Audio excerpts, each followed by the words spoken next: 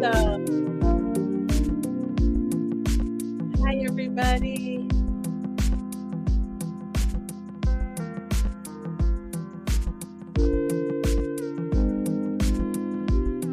Hi, everyone. Hello, welcome. Come on in. Come on in.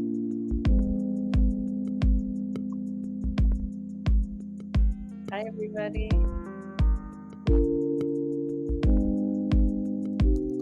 Come on in the room. So excited.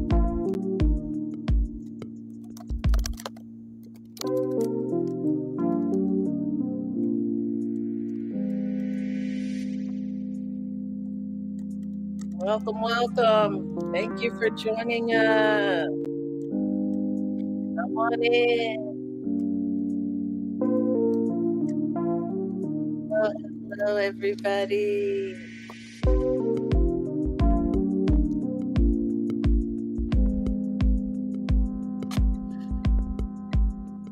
Welcome.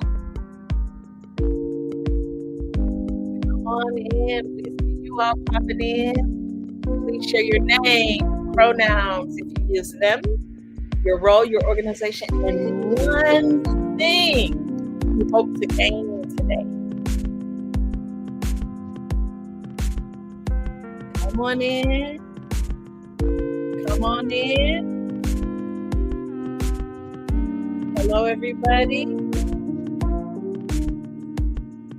Come on in. Come on in. Welcome. Join us. Come on in, y'all. Hello. All right. Welcome. Lots of friends. Hi, Christy. Hi, Amanda. Jackie. Hello. Claire. Sonia. Claudia. Fox Tree. Welcome. Kathy Price. Hello. Aisha. Isabel. Sandra. Steph. Liz.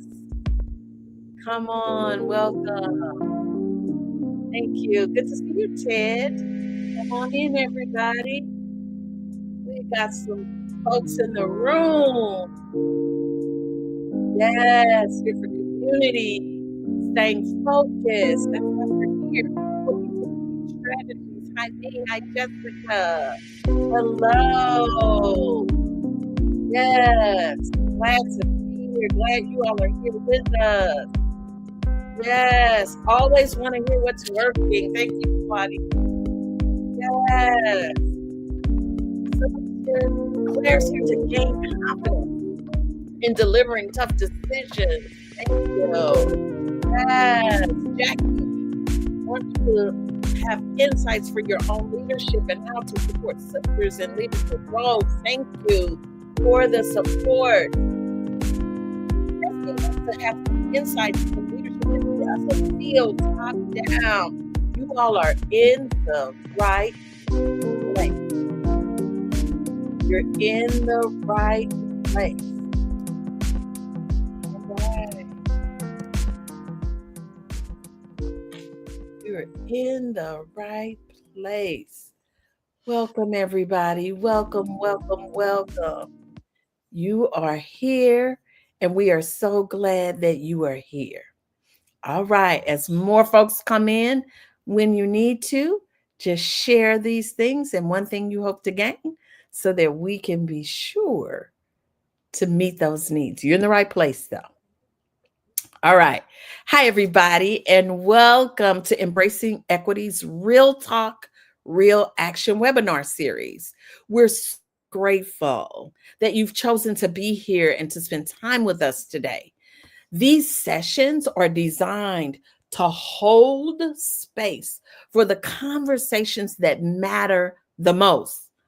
Those conversations that challenge us, stretch us out, and move us from reflection to real action. Why action, you might ask? Because the grip of racism, oppression, and inequity can sometimes feel paralyzing. It can make us freeze and lose hope. But when we gather in community like this, we remember that transformation happens not just in what we feel or believe, but in what together. So I want to thank you again for being here, standing firm in our shared commitment to diversity, equity, and inclusion. Yes, I'm saying the words. And for taking one more step in your leadership journey today. Now, I am thrilled, if you can't tell, to be joined by someone whose work deeply aligns with that purpose, Danielle Christine Toussaint. A little bit about Danielle is the founder of Purple House, a creative, intelligence, and strategic advisory firm that partners with visionary leaders like yourselves, advancing new frontiers in economic mobility, health, education, environment, and technology. Over her 20-year career, can't believe it's been that long, Danielle has helped unlock over 250 million in corporate and philanthropic investments in organizations where she led communications, development, and partnerships. She's also an author. She's the author of the book Dare to Think Purple. We're going to learn more about that. It's a powerful call to courageous, values based leadership. And she's the producer of the Purple Room Conversation series and the Purple Collective. I think I might know what her favorite color is, right? A private network for communications and external affairs executives. You definitely can learn more about her work at purple.house and grab her book, Dare to Think Purple. Here, we're going to drop it in the chat right now so that you can grab the book if you need to and how you can get in touch with Danielle. But before we do that, I'm going to just get right to Danielle. Danielle, I'm honored to have you here with us today. Let's dive in. And I want to start with your compelling story of your own journey. Your work beautifully bridges strategic communications, leadership development, and brand storytelling. So let's dive in. What early experiences shaped your approach to leadership and influence? Let's start there. I promise to get to your question, but I first just have to say thank you for having me. Absolutely. It is wonderful to be in conversation with you always, Yeah. and I've personally benefited so much from the work that Embracing Equity's done to just create very affirming but also action-oriented spaces. So I just want to thank you all for your work and for the platform. You asked me about early experiences. One of the exercises I love to do with clients, particularly when we're getting to know each other and they are getting to know themselves, and Yeah. preparing to think about how does their voice show up, is to ask them to identify their earliest leadership moments, like Mm, the places where they felt really proud and excited. Like, who were you at your 8-year-old self? mm, Because I have found, and it's actually demonstrated, that like 8 is a very important developmental year in mm, most people's lives. But that 8-year-old girl is so much of who I still am. And mm, I find that I'm at my leadership best when I am reflecting on what was little Danielle doing, right? In my case, I was sort of a weird child. I remember that year I planned a retirement party for my third grade teacher. okay. I was reading above grade level, so I was not reading any of the material of my classmates. So I was just in the library with the Mm, librarian as her assistant a bunch of times. I read every single book we had at every grade level in my library. And so we just hung out, and she was my decoy to help like the class get the teacher out of the room. There were mm, so many ways in which I was like showing leadership. I was planning stuff, I was telling stories, I was writing stories. And I think about like what my career has comprised of, and so much of it has been that, like bringing mm, people together toward a greater purpose. And that narrative through line, that daring, that willing to do things without permission, but just Mm. sort of trusting instincts, it's been a big part of it. And so it shows up. It shows up in how I lead. It shows up in how I help coach other people to lead. And I encourage everyone to really think about your earliest, proudest moments where Mm. you were bold, because they're probably going to tell you more about yourself. And often the challenge is we get pulled away from ourselves over the course of like our programming and deconditioning. And so it's like, how do you unlearn the stuff that gets in the way of you being yourself at your best? Yeah. Yeah. Awesome. It's interesting to think about your life in that early story, right? You were leadership was already there. But I'm thinking about the title of your book, Dare to Think Purple. Um, I, I'm intrigued about purple and the connection, but I'm particularly leaning into the word dare. Mm-hmm. And I know there's a framework that you use to uplift that. How did you get there? And what is the framework? Can you tell us a little bit about it? You can tell us about the purple too, if you like, if that's up to you. Interestingly enough, Purple House is not my first company. A few years ago, I ran a more traditional branding design company that was just about helping startup founders and social enterprise women and people of color in particular, were like a heavy focus of the work, to like identify their authentic stories and how they mapped to the companies that they were building or the organizations they were founding. And purple is actually one in 5 women's favorite color. And so I understood my audience, and it would always start conversations. Purple is also a color that signals bold compromise between red and blue. And I wanted to signal off the bat that we were engaged in the work of human storytelling, but not politically charged storytelling, that we were actually meant to be intentionally in search of what was a bridge and not divide. And then it's a deeply creative color. And so Mhm. it has always been a color that like maps to the ethos of the work, and Mhm. not so like, it didn't even start off as my favorite color. I feel like it's become it, Mm. but it didn't start off there. And to your point around daring, in the book, I explore it as a framework for doing, asking, receiving, and embracing, right? Like a way in Ah, which you ARE, doing. DAR as acronym, right? Like it's how Oh. you do the thing that lets you be in service of the leadership and impact that you're striving for. And it's sort of like a shorthand, right? So like being in motion, knowing you don't have to go it alone, actually preparing yourself to be able to receive the support and investment when it comes, and then like without judgment, allowing yourself to learn in an iterative way. So the idea that we have this mindset that is characterized by like the courage and the creativity, the clarity, all of those things are the mindset, but you can have a mindset and not move your practice forward unless you anchor Mm. it in, like you said earlier, action. So Mm. I explore that very deeply. But I would say we can talk so much about the ways in which I've taken that same mindset and helped leaders now apply this in an institutional way, right? So whereas with She Thinks Purple, I spent a lot of time focusing on the individual, their leadership, their narrative. The stories in my book profile individuals coming to know themselves through the work. My days are spent more now with institutional leaders, helping them meet this moment by understanding how narrative plays a part in the change that they are after, in bringing the right people along on the journey with them, and also in responding in a values driven way to all of Mm. the complexity in the environment that we're navigating. Yeah. Speaking of the environment that we're navigating, we're going to name without naming all the intricacies and all the specifics, because I think we all not only know them, Danielle, but we're all really feeling them.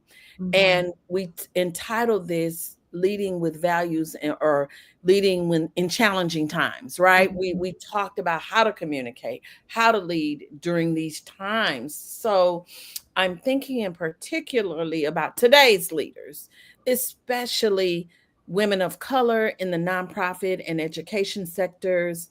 Um, all leaders really are navigating intense scrutiny and polarization. What's the connection between leading and strong communication, particularly when the stakes are high? What's that connection there? Talk us through that. They are one and the same. Um, Mm. Leadership is communication. Communication is leadership. How well you're doing it depends on how prepared you are.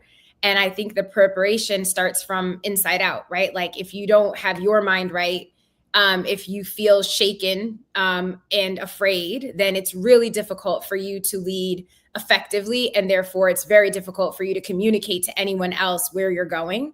So that clarity piece is always going to be the most important thing. You know, we like to talk about it like a GPS, where it's like if you don't put both where you are and where you're going into a GPS, it doesn't give you back anything. Mm. And if you don't have where direction, you're just driving, right? So it's like if you want to be going somewhere with the people who you need to be sort of like who are in your charge and in your care, that clarity really, really matters. And so that's the start of good communication. And it's also the start of good leadership.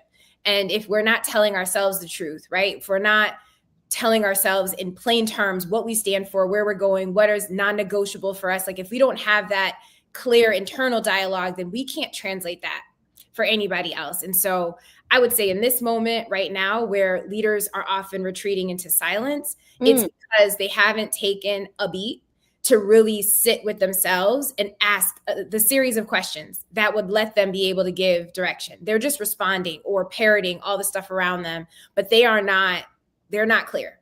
And then the next part is like, I think this courageous piece where being courageous is not just being reckless. And I want to name the difference, because whereas sometimes people think silence is safety, I think sometimes people think like courage is just spouting off stuff. And no, there has to be a balance between truth telling and good timing for courage to be present. And you do need discernment to know the difference between every opportunity to use your voice and visibility versus when you are obliged to do so, where the very mission that you are advancing requires you to exercise your leadership through communication in a particular way. And you speak up when your values and your mission leads you to do so, but you also can use your voice judiciously by not weighing in on everything. You allow, right, for people to really know what truly matters to you when the stakes are actually high and when it directly impacts you and the people that you're in service of. Every controversy doesn't require a response, but there are like really, really important ways that you can build muscle around that discernment. Before we let's dip in, can I ask you a follow-up question there? Because when things happen, sometimes I have a sense of we need to say something about this. People are going to want to know what Embracing Equity thinks about this or feels about this or has a statement about that. How do you discern? Is there a formula? Is that how do you know when this is something we need to speak about or put a quote out about, or how do we when do you communicate in those? This is a big one. And there are, first of all, if you don't know for sure that you should say something, that's a good sign that you shouldn't, because you know, right? So it's sort of like if somebody is saying something about your loved one, right? Whoever that loved one may be, you know, it is up to you to defend them, that you have that responsibility and obligation. That if someone is talking about every category of loved ones, that could affect you. You might have an opinion on it, but it's not the same thing as them coming from your brother, your sister, your mother, your dad, right? Like, you know who are yours. And so I would say that like your mission is designed to help make clear when you are speaking on behalf of your organization, yourself, and when it is necessary. And there are lots of things that are controversial in the world that could have implications. But that is not the same thing as, does my voice directly contribute to the safety, care, or impact for the communities that I am waking up every day with a mission to serve, right? That might be initial. Is this something that directly impacts my organization, our work, and our ability to continue to operate, right? Then yes, that is absolutely your business. the whole That's a great environment question. Sorry, would that's a great question to ask ourselves. yeah, Okay. like you have to make it very personal to you, like your organization, your work, your bottom line today. And I also think the question is, does my prematurely offering an opinion or perspective in this moment potentially create more challenge for my organization down the road and impede our ability to keep showing Mm, up for the people that we've committed to? Because okay. that is also a good reason to maybe pause and think about whether or not you should be speaking at all. And then, even when you determine that you should be speaking, right? You're Mhm. clear that you should be speaking. You know it is a moment for courage. What you say, how you say it, and with whom matters a lot. So, you may not need to be the only one speaking. This might be a moment for you to go back to your community, go back to peer Mm, organizations, work through a coalition, put out a joint statement, and also ask yourself, am I just repeating something that has already been said by many, many people in many ways? Or am I adding something new mm, and specific and actionable that moves us forward? mm, Identified now that you not only know you should speak, you know that this is a moment where you are the right person, you know who you're speaking with or alongside and who's going with you. You now ask yourself, what is this in service of? What do I want people to know, feel, and do as a result of this statement? And if mm, those things are not worked through, then your timing may not be right and you might need to give it a beat. I know it's hard to hear because everybody wakes up thinking that everybody's checking for them. But just because you have an Instagram handle or an email or a newsletter, or, like, that does not mean that anyone is reading and waking up this morning saying, what is on the mind of X leader? Not when we're inundated every day with so much noise. Like, we really need people to be thoughtful and intentional about how they come at us in our inboxes, on our feeds, in our conversation, because the inundation makes it mm, really hard for us to make good informed decisions about who we should be listening to, following, and tracking. And I think that, like, the act of real leadership is to say, it's not just about me speaking to speak, it is about me giving people clear direction and guidance and a hopeful, inspiring way forward. And that takes time and care. And so, like, mm. the statement that you are scratching on your toilet in the morning because something crazy happened on the news last night is probably not the version that people deserve in real life. And being a little more thoughtful goes a long way. Mm. Come on. Thank you. Those are great, great suggestions and strategies when we're in those moments of high stakes. We're going to engage the audience in a minute, but audience, can someone type that big question? That was a big question. That you think people should ask. We need to get that in there. But we want to get we want you all, come on, get involved. If this is resonating with you, let Danielle know it's resonating with you and you have other things you want to add. But before we leave this, okay, all right, I need to, okay, you're going to review the recording, but we'll try to make sure that's in there. Before we leave this about communication and leaderships, I asked about when the stakes are high. And as you and I were talking, you had some things that you said about that. And you also had something that you said about the internet. I want you to pull that in. What you say? It was so wow, it was a aha moment for me. I think we were talking about the fact that every single person leading right now is leading in high stakes. Mm, So we have to begin to, not that I'm saying we should normalize the urgency and some of the fake emergencies that are perpetuated by people who want there to be chaos and want us to not have a moment to pause and think and reflect. But it's instead a way of reframing this as just understanding that because the temperature has been turned up across the board, we have real existential threats that are impacting people in education, across the nonprofit sector, in philanthropy, but it's not any one industry or one leader or one sector that's experiencing this. And so sometimes we need to remind ourselves, we're not special. We're not the only one waking up today to high stakes leadership, and just pause. And then the next part is before you put things out there, remember that the internet has a long memory, but a short attention span. you So said what you do today, right, might be there as a receipt that lives on for a very long time. And when people who are so interested in doxing and, not very open to nuance and contextualizing words, but just want to spin them, right? Like they will come for you based off of the thing that you maybe without really thinking put out there. So be careful what you put out there because it's going to be out there. But also don't be surprised if the thing you've responded to that you felt so like fired up about today passes very quickly and doesn't even get the like real depth of discourse and response that you were anticipating because the short attention span, right? And Yes. so that's our environment. And it Yeah. means you should really be thoughtful and intentional, but also it doesn't mean you never speak. It doesn't mean you don't respond when things feel urgent. But again, you take it back through those questions we talked about. And the most important one I want to leave you with is like, what do I want people to feel, know, and do as a result of my communication? If you don't Mm. have that clearly in mind, then it's not strategic communication. It's just talking. And sometimes we need to do less so that we can really have the longest and greatest impact. Yes. Thank you, Ted. Ted said, I appreciate the statement that when something like, if you don't know for sure that you should say something, you probably shouldn't say anything. Yes, I think you captured that accurately. And we have a question for y'all in the audience. Where have you seen high stakes for you?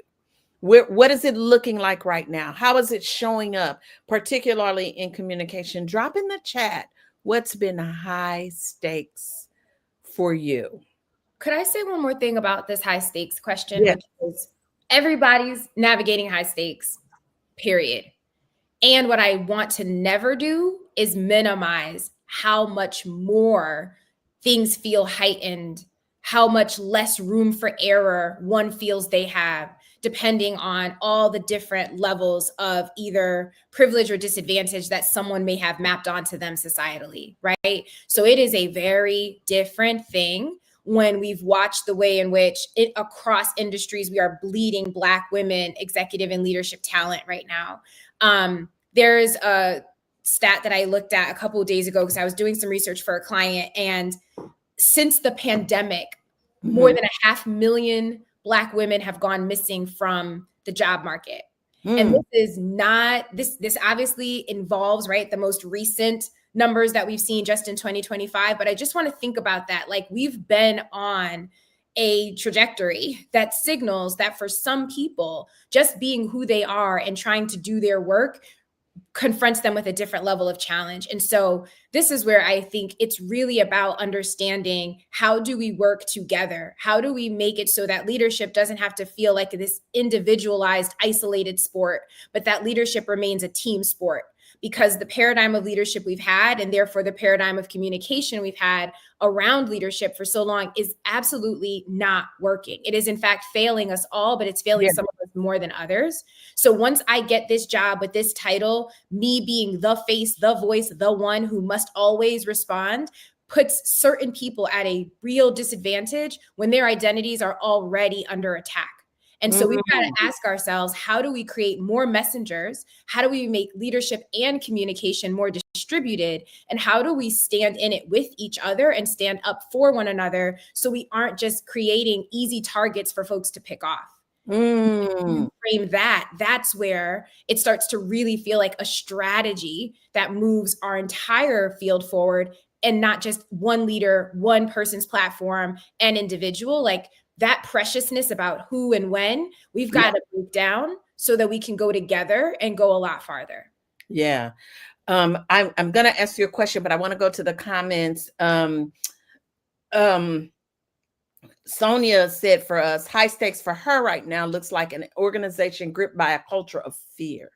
And of course, marginalized folks are the most fearful of all. Nobody wants to speak up. This is a crippling innovation, and it's crippling innovation and psychological safety. And so, is there an approach? And you talk about those leaders who are leaving. Is there a specific approach that might help with this? I would say that two things. This point about going together matters. If everyone's waiting for someone else to be the first one to Mm, speak, we're just going to all be holding our breath for a really long time. yeah. And I don't think that everything needs to be said explicitly and out loud always, right? Like there Yeah. are different rooms and different levels of conversation to engage in. But I think a starting point would be to internally likely facilitate conversations that let people begin to dream about not how do we respond to what is not working right now, but what do we all agree we want for the future? Mm. Talk a lot about this convincing, right? And this Yeah. compassion, which is like, you don't have to compromise on the things that you think are completely non-negotiable to still have compassion for people that may be in different parts of the journey that you're on together, right? Yeah. And I think we often imagine that there's just people that are with us and people that are against us, and that's the only two. But I don't think that's true. I think there's just people who are trying to do the best with what they have and are all being manipulated in some ways and inundated with information that sets us up to feel like there's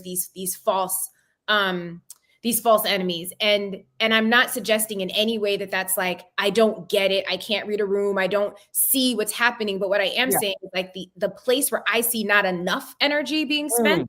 is in collectively, clearly articulating what we want next. Mm. Don't see a lot of energy. And I think there doesn't have to be fear. There's no fear in stating what we all want next, what we all believe is possible. And if we come together in spaces across industry to talk about those things more often, I think it at least gets people talking. It gets people using their voice. I've been spending a lot of time this quarter specifically with a few clients as we launch like new newsletters and new like channels. And all of those channels, all of these campaigns are being named around what is the next forward energy? What is the future? What is not because we don't need to spend time responding to what's now, Yeah. but Yeah. if we only spend our time responding, we will never spend our time building.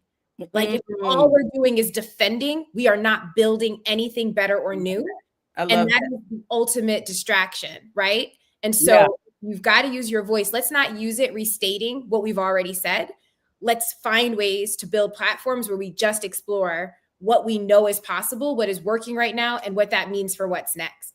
And I think more people will be energized by talking about that. And at least in the discussion, you can start to bring up those topics that maybe people have been fearful to broach. Yeah. I love this sense of team and we. One of my favorite quotes is, I think it's an African proverb. It says, if you want to go fast, go alone. If you want to go far, go together. I love that sense and how you're talking about that. So thank you for bringing that in and again talking about, yes, it's high stakes and we do have to move beyond just responding, being behind the eight ball, right? Just responding to the latest greatest issue or thing that's here with a sense of urgency. So thank you for uplifting that. I'm going to ask you another question, and I know you're going to share some resources with us. Danielle brought some goodies and resources to share with us, but and we'll go to Q&A after this. So y'all get your questions ready for Danielle while you have her here, while we're here together. I'm seeing some more high stakes. Let me lift those up. Katie said high stakes for her is walking that tightrope of working in state government, specifically education. Liz said high stakes feels like funders holding all the power. Oh, that resonates, Liz. Despite the desperate need for power shifts to truly accomplish the change needed. Um, I love Liz added pairing vision plus pragmatism, being able to think ahead but implement now. I love that, Liz, how you sum that up, the sentiment that and the thoughts and the that Danielle is bringing today. So we are going to have time for Q&A. Y'all drop your questions in the chat and Danielle will speak to them after she shares this next part.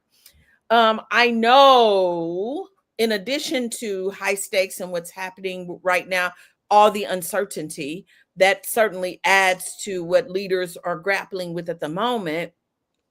Many leaders are also struggling with balancing visibility and authenticity, especially in a digital first world. Mm-hmm. How do you advise leaders to build influence through that communication and communication tools while at the same time maintaining integrity.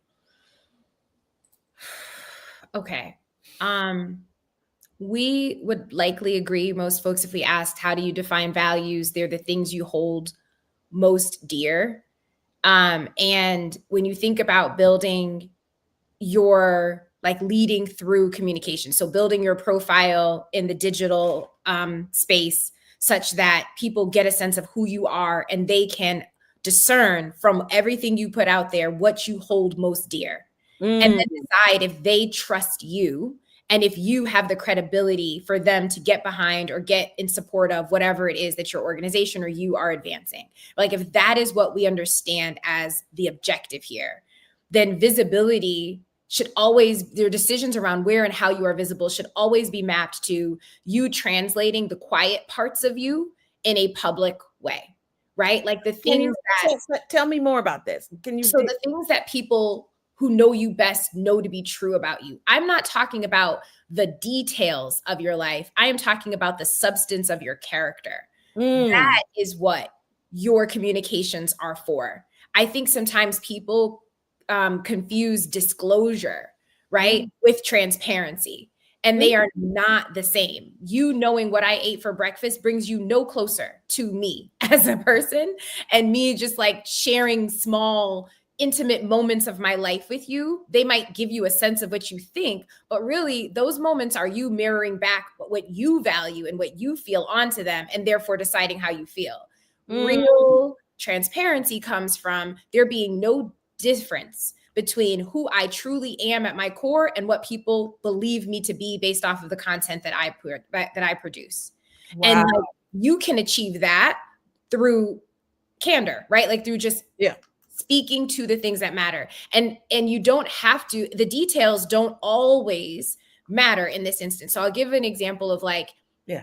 I am not Italian. I don't have an Italian grandma who made me meatballs growing up in sauce. Like that is not a part of my experience. But I'm a whole Jamaican kid, right? Like I grew up with my Aki and my saltfish and all these things. And if I talk about that, the person who did grow up with the Italian grandparents might go, I remember the feeling of being in that house on these days when this meal was cooked and the smells. And what we are valuing is family and Mm, nourishment and trust and space, right? Like we are valuing something that the details wouldn't tell us, but that our ability to meet at the place of what is to our core brings us like infinitely bound together, right? And we all yeah. have some example of that.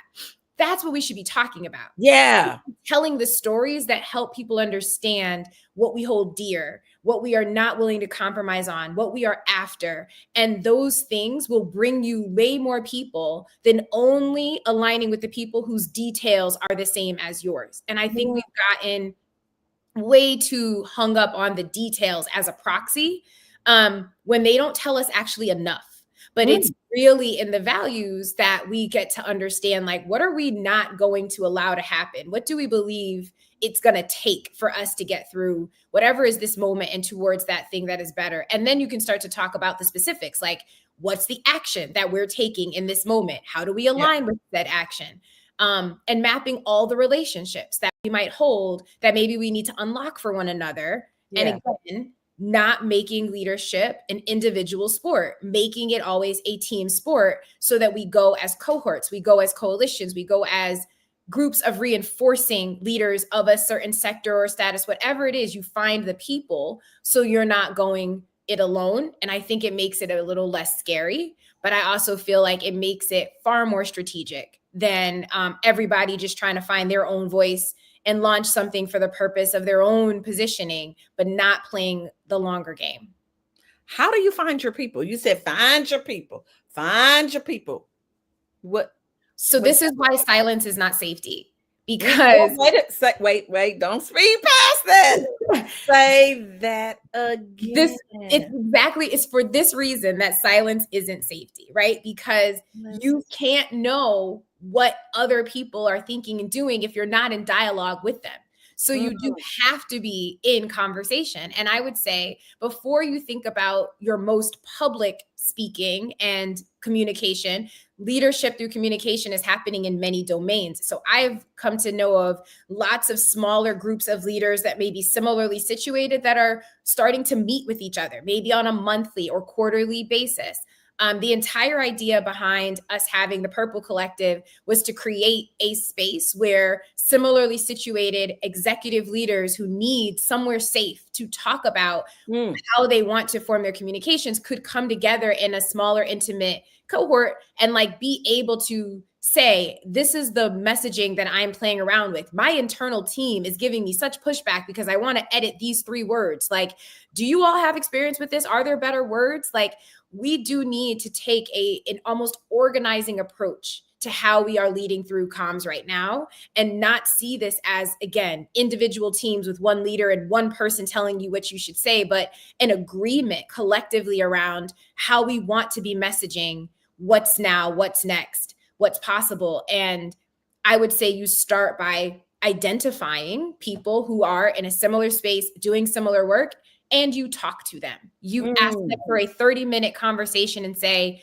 I've noticed these 3 posts that you've done and I've thought they were so resonant, and I'm curious, like, what was your process for finding your voice? Who worked with you on this? And are you interested in co-authoring an op-ed? Like, mm. if someone wants to talk to me about how to specifically implement this for themselves, you know where to find me. But if you're just thinking about this as a rule of thumb, I would say if you're only talking to yourself in your own head, in your team, and the people you were talking to 6 months ago or a year ago, you're not talking to enough people and Mm, you're not putting yourself in a space to win. You mm, need to keep building and strengthening relationships right now. And your practice is going to be in learning how to just have dialogue with one another and partner. I love that. I love that. Now, I started by talking about DEI, but you have a playbook, and you've said too, sometimes you don't even have to say DEI. You don't have to say diversity, equity, inclusion. Can you talk a little bit about your playbook and what that is, what we should look like? And then we're going to go to questions that the audience has. Definitely. The art, we have like a mini version of it in PDF that I know you'll share with those here today. And Yes. like I said, we've built out like a full workshop training experience around how to use what we call these 5 C's, but the framework is pretty straightforward, right? It's be clear, be courageous, be convincing, be compassionate, be consistent. And we feel like these sort of 5 anchors help you to move from I have no idea what to say and how and where and why to I feel like I am using my leadership voice, my visibility, the platform that I have by virtue of maybe my positional authority, Yeah. along with just the authority that is granted me as a living, breathing human, an occupant of this planet, Yeah. um, to Yeah. do the most and best good, right? And so Yeah. that is what we anchor in. And the specifics are there. I'm not going to take you through it in this time. I feel like it's much better to think about which of these dimensions is resonant with you. But I Okay. will say that the place that I feel most energy in talking to folks these days is around the compassion. Mm. So easy to feel compassion for people who you believe do not hate you. It is Mm. very easy to feel compassionate toward people that you think Yeah.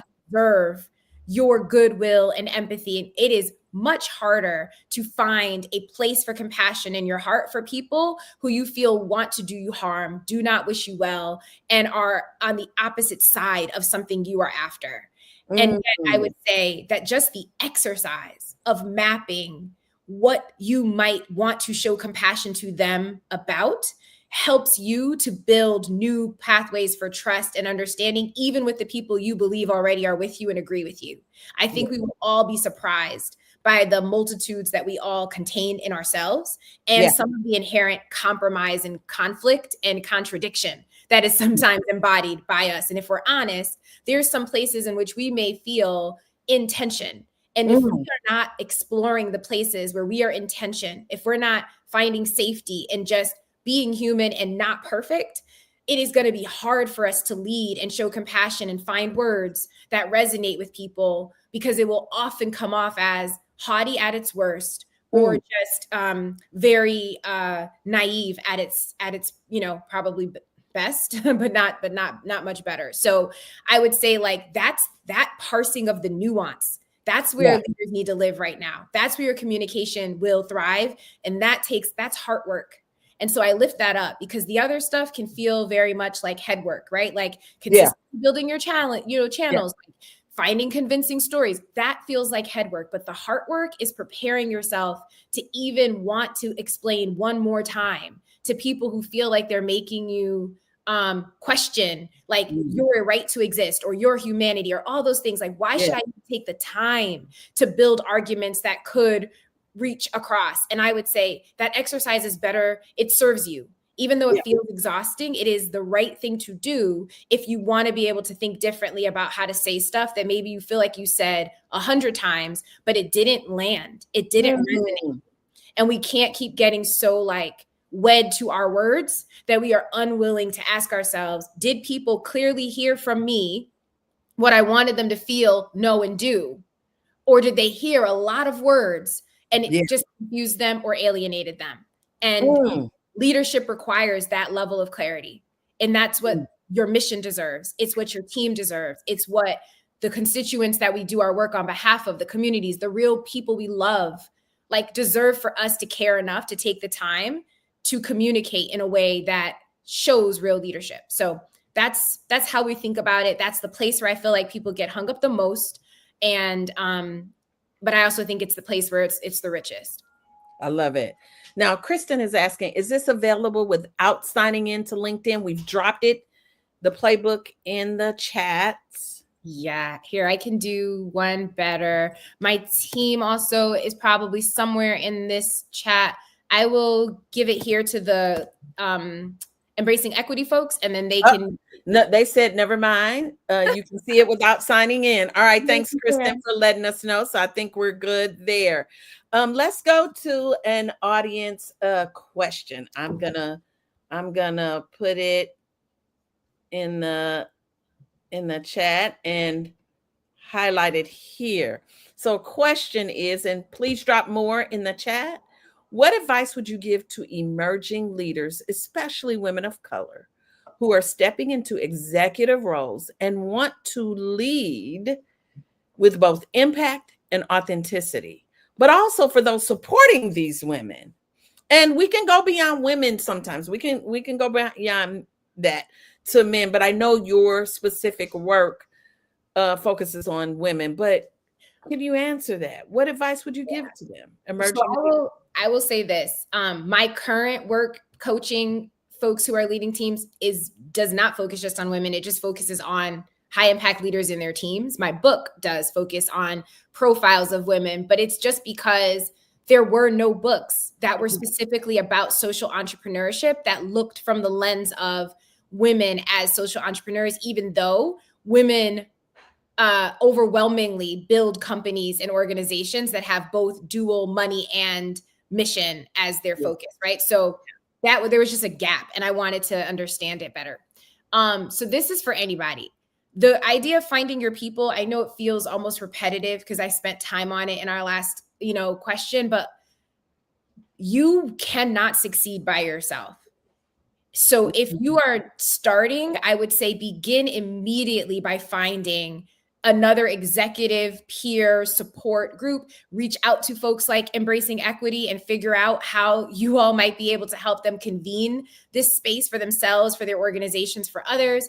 And I would say, like, if you don't already have what feels like your own personal advisory board, form one. Find 3 to 5 people that you trust, and you, not just the ones that are going to tell you you're great and clap for you, but the ones that'll help you put up a mirror to where your biases show up, where you have traumas that might inform your way of working, that might close you off to immediately seeing partnership or opportunity in people who may have differences than you.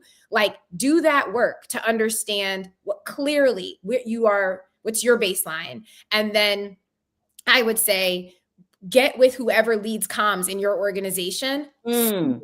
Like, make that one of your first conversations, and not just the like, what's your newsletter look like? No. Who are you? Let them know who you are. Let them Mm. understand where you feel like you need to uniquely talk in your own voice and where you are speaking in the organizational voice. And Mm. this a conversation with your board. Make this a conversation with the funders who are most important, because you don't want them surprised by who you are and what you feel like you need to talk about either. This should be an understanding of what the guardrails are, what the risks are, a true reputational assessment. That is part of being a good steward of your financial resources, because you never want something that you've said or a place that you've shown up or any of that to compete with it and undermine your greater purpose. So I would say elevate how you think about comms in your first 30 to 60 days and have a series of conversations so that everyone's on the same page. I love that. I especially love that advisory board. I remember when I was a sitting principal, of course, we have you have the board of education, right? That you're bound to work with. You have your leader, if you're in a private school or you're in a public charter school, you have your executive director. But in addition to that, I had my very own hand selected, what I call my personal board of education, right? People who understood education and who would not only, to your point, be my cheerleader, they actually were my cheerleaders. They wanted me to succeed. They really did. But they also pushed me.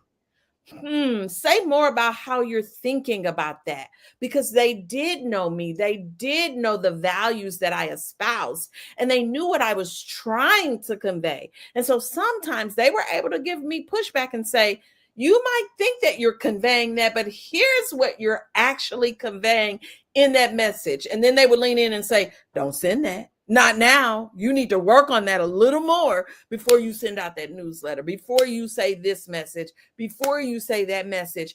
And it helped me to understand and to see that it was important to continue to show my values and to present that in a way. And I had those people who were critical, we call it at Embracing Equity. Everybody kind of, if you're with us, you know this. They also offered me compassionate accountability, right? Wanting me to be accountable for the words that I said, for the things that I was putting out. And so I love that suggestion of ensuring that you get your own personal advisory board. That's key and critical.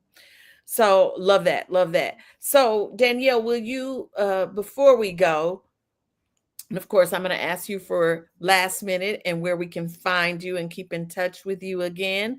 But I want to make sure, can you tell us those 5 C's that are so critically important and that are in the playbook?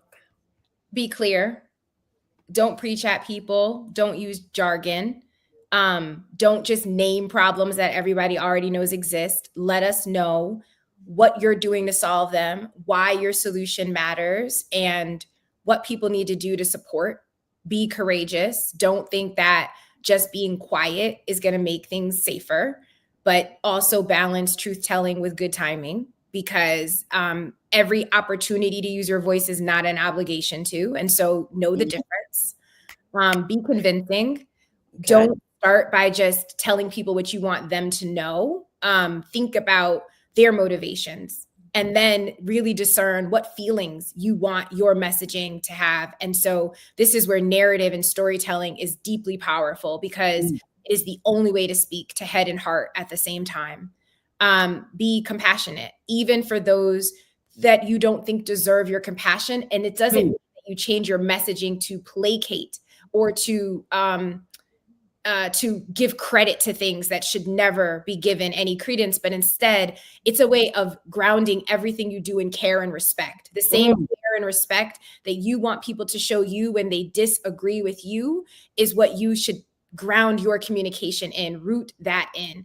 And so it's not about compromising, but it is about building bridges. Being consistent means you don't talk out of both sides of your mouth.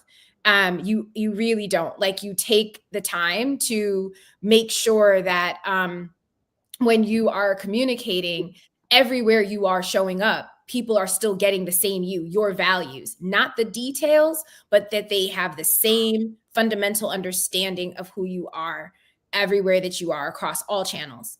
And I would say if you're doing those things, you have a really good foundation for building a strategic comms plan that will hold up even when there are really, really high stakes, because you already know who you are, you know the story you're trying to tell, and you know who are with you. So you don't feel like you're going it alone, and you can be really effective.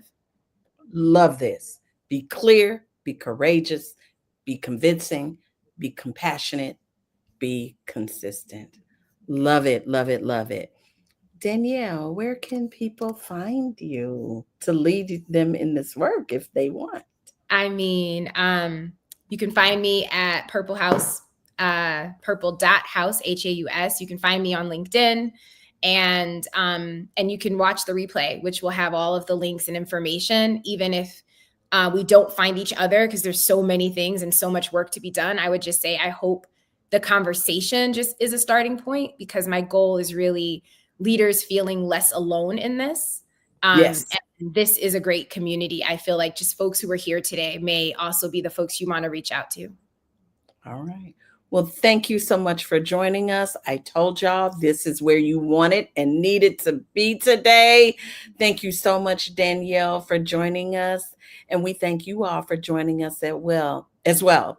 So, all right, y'all. Thank you. You can get in touch. We're also dropping some links for you to get in touch with Embracing Equity for free consultations, a free coaching session with me. That's in the chat. If you want that, click on that link as well. And don't forget, drop some words, one word in the chat. How you feeling as you're leaving this amazing conversation? Thank you. Give us a word. What do you think? Inspired? Yes. Yes. What else? Come on, y'all. Fantastic. Yes. Lots of thank yous. Validated. Yes. We want that for our leaders. Lifted. All right, y'all. Come on. Y'all doing it. Optimistic. Fired up.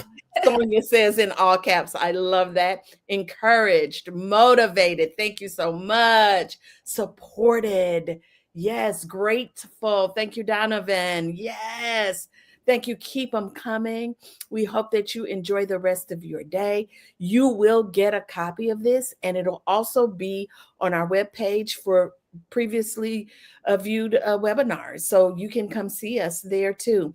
Thank you all for this. Thank you, Danielle. Amazing. Connect with Danielle. She will ensure that you are a leader who knows how to communicate. She will walk with you, and so will we. So great, great, great to have you all here today. Bye for now, y'all. Thank you. Thank you.